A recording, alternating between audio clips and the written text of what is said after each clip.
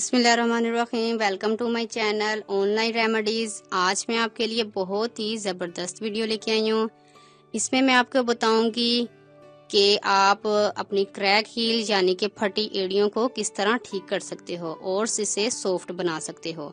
ये बहुत ही आसान तरीका है, आप इसे ज़रूर ट्राई करें और इसे रूटीन के साथ इस्तेमाल करें, क्योंकि सर्दियों की वजह से हमारी स्किन खुश्क और खुरदरी हो जाती है और फटना शुरू हो जाती है, जिसकी वजह से आपके पाँव की एड़ियाँ बहुत ख़राब होने लगती हैं। इसको आप बनाकर रख लें। रोज़ाना रात को सोने से पहले अपने पाँव को अच्छी तरह धो लें और इसे अपने पाँव पर लगाएं।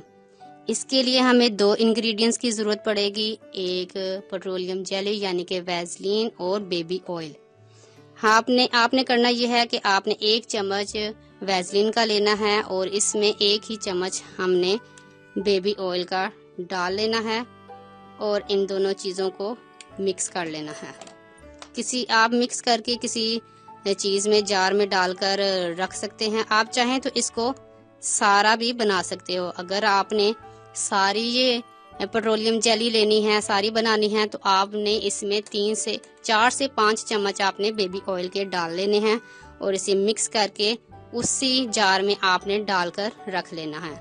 रोज़ाना रात को सोने से पहले आप इसे लगाएं और सॉक्स पहनकर आप सो जाएं। सुबह उठकर आप अपने पाँव को धो लें।